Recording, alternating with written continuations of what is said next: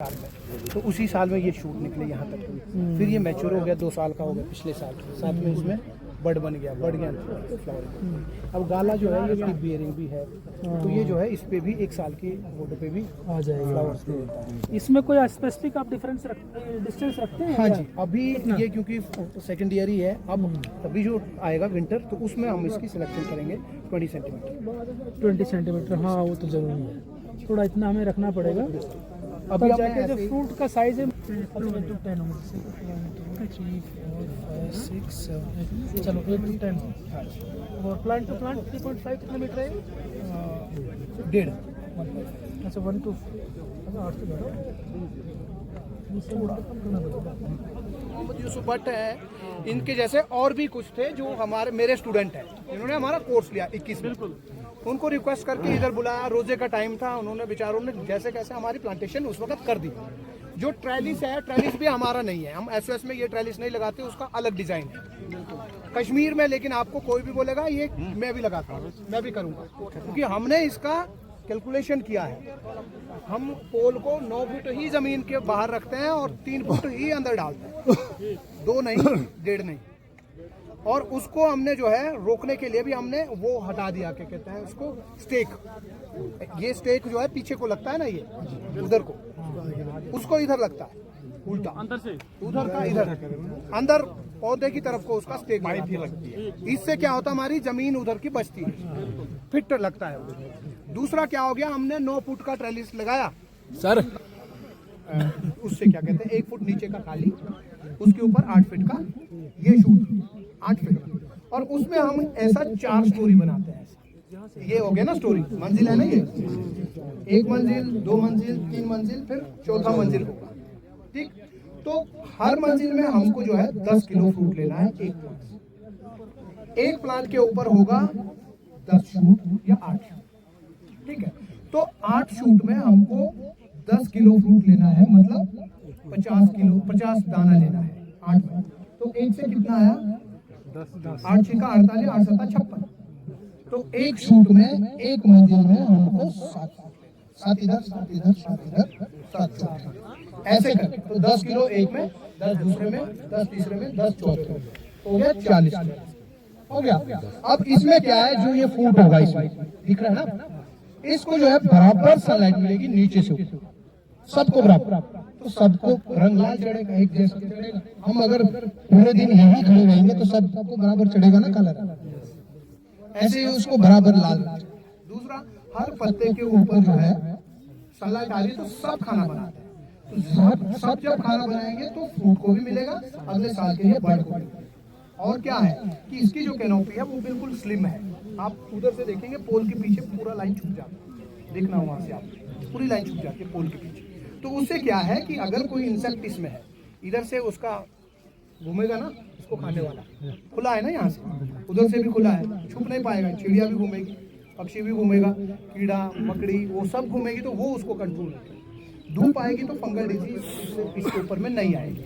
और चीज़ यह है कि इस पे फ्रूट अगर है तो उसको थिनिंग करना इजी है, आसानी से बच्चा भी कर लेगा, 5वीं में पढ़ने वाला बुजुर्ग भी कर लेगा, क्योंकि चढ़ना कहीं नहीं है ना, जमीन पर खड़े रह के काम करना है। प्रूनिंग का इसमें बहुत कम काम है, दिख ही रहा है ना आपको, बहुत आसान। 3 साल तक ये कठिन है, इसलिए हमने इसमें क्या किया कि 3 साल तक हम कंसल्टेंसी फार्मर को देते हैं, हमारी टीम ही आती है, ट्रेलिस भी लगाएगी और 3 साल तक प्रूनिंग के लिए और इसको टाई करने के लिए भी आएगी। इसमें क्या है, इसको मैं कहता हूँ इंटेलिजेंट कैनोपी। इंटेलिजेंट कैनोपी इसलिए कहता हूँ कि इसमें ये स्पीड से ग्रो करेगा। क्यों? क्योंकि इसको अपने को धूप मिल रहा है, वहाँ उसको दूसरा डोमिनेट करता है। कहाँ? ट्रेडिशनल आप ये समझो कि एक बाड़ा होता है ना भेड़ का बाड़ा है, जो वहाँ कुछ भेड़ें कमजोर होती है, उनको खाना मिलता ही नहीं, आगे मोटी भेड़ें जाती, कमजोर भेड़ें पीछे हो जाती है और वो मर जाती है। फिर हमारे बुजुर्ग क्या करते थे, अलग बाड़ा बनाते थे छोटा, उसको जो है कमजोर को दूसरे बाड़े में डाल के उसको भी पूरा डाइट मिलती थी, तो वो ठीक होके वापस बाड़े के अंदर फिर जाती थी। वो हमारा वो वाला बाड़ा है। इसके अंदर जो है, जो छोटा कमजोर है, उसको भी फुल सनलाइट मिलती है, इसलिए वो बड़ी, जैसे ये पीछे रह गया, ये बहुत तेजी से ग्रो करेगी। देख लो सब में से ये कैसे बात है, ऐसा नहीं है कि ये रुक गया, ये भी चल रहा है, वो भी चलेगा, वो भी चलेगा, लेकिन ये ज्यादा तेज चल रहा है ना। ये जल्दी चल रहा है ना ये। पहले की इसके हिसाब से कम चल रहा है। मोटा बोल रहा है, मोटा सा ये अलग उसको कम ही चाहिए, वो ऑलरेडी मोटा भेड़ है ना, इसको चल रहा है ना तेज। बिल्कुल सर, ये चल तो रहा है। ये इंटेलिजेंट कैनोपी, बिल्कुल सर, इसमें अगर ये बड़े हो गए, ये तो इससे थिनिंग भी ज्यादा आसान, कोई डिस्टर्ब ट्यूनिंग भी आसान। कीड़ा कीड़ा अगर लग रहा है तो कीड़े को कंट्रोल करना आसान, नेचुरल कंट्रोल हो रहा है। और अगर आपको कीड़े से बचाना है तो आप हर एक फ्रूट के ऊपर पेपर बैग डाल सकते हैं। बैग आता है और बैग जो है वो एक टूल आता है, टूल से लगता है वैसे ऐसे करके। जी सर, खाली ऐसे दबाना है और ऐसे ऐसे करके। बिल्कुल। ट्रेडिशनल में तो नहीं लगेगा, टॉर्च स्पिंडल में भी नहीं लगेगा, लेकिन इसमें एक एक फ्रूट को आप सिक्योर कर सकते हो। कीड़े से भी सिक्योर कर दो, आप स्प्रे मत कर। तो ये जो है कैनोपी उस तरह की है। इसका मतलब कि आपने विप प्लांट लगाया, लेकिन विप प्लांट भी आपको 2 साल का होने के बाद उस पे फ्लावर आ रहा है। अब कश्मीर की क्योंकि जमीन ऐसी है, पानी अच्छा है, तो फिर M9 ही लगाना चाहिए। आपने देखा पीछे की तरफ को आप जब जाएंगे सील्डिंग के ऊपर आपको फ्लावर M9 के कंपैरेटिवली कम नहीं मिलेगा, ठीक। लेकिन जिसको पानी है ही नहीं और M9 को वो कर ही नहीं सकता, तो वो क्यों स्कॉर्पियो के पीछे भागे? अल्टो ले ले और घूम उसमें सुबह शाम। जिसको स्कॉर्पियो लेने का है वो पैसा वो स्कॉर्पियो ले, जिसको अल्टो लेने का है वो अल्टो लेगा, जिसको बाइक लेने का वो बाइक लेगा, जिसको वो पैदल चलेगा। हम सब ऐसा ही करते हैं। ऐसे ही प्लांट में आपके पास पानी है तो आपको M9 ही लगाना है। अगर आपने फिर भी 111 लगाया किसी के बोलने से, या आप गुमराह हो गए, या आपके पास नॉलेज नहीं है, आप सीख नहीं गए, स्कॉस्ट नहीं गए, हमारे कॉन्टेक्ट में नहीं आया, और आपने जो है फिर भी 111 लगा लिया, वो भुगतो। लेकिन आपके पास पानी है ही नहीं, तो फिर आपकी मजबूरी है आपको 111 ही लगाना पड़ेगा, क्योंकि उसको पानी आपको 30 लगभग हमने जो लगाया कि 111 अगर आप SOS पे लगाते तो लगभग 30 to 40 litre per year plant पानी आपको एक प्लांट के लिए चाहिए। वो किस लिए चाहिए? ताकि हम ऑटोमेशन कर सकें। फर्टिलाइजर देना है वो उसी से देंगे, कुछ ड्रेंचिंग करनी है वो उसी से देंगे, उससे हमारा पैसा भी बचेगा, टाइम भी बचेगा। जितना प्लांट को चाहिए उतना ही देंगे, नहीं तो फालतू में हम खर्च कर रहे हैं। अगर पानी है तो M9 पे करना चाहिए। आपने देखा 2 साल का पेड़ है, विप प्लांट है, 10 किलो दे रहा है, नहीं दे रहा है तो आप बताओ नहीं दे रहा है। पेड़ तो 15 किलो देगा, एक प्लांट के ऊपर 1000 फूल भी निकला, लेकिन हमको 10 किलो लेना है, 50 फ्रूट, और एक फ्रूट का 200 ग्राम साइज करना है, 10 किलो, क्या हमारा काम पूरा।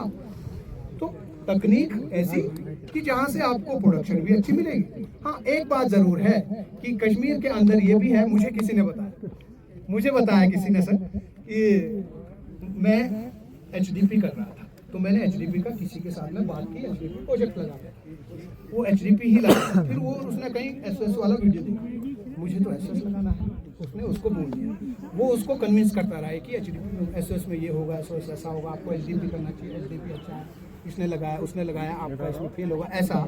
लेकिन वो फार्मर माना नहीं लास्ट, वो कोई तगड़ा ही फार्मर था, उसने ज़्यादा वेबिनार कर दिया, तो वो बोले कि मुझे लगाना ही SOS।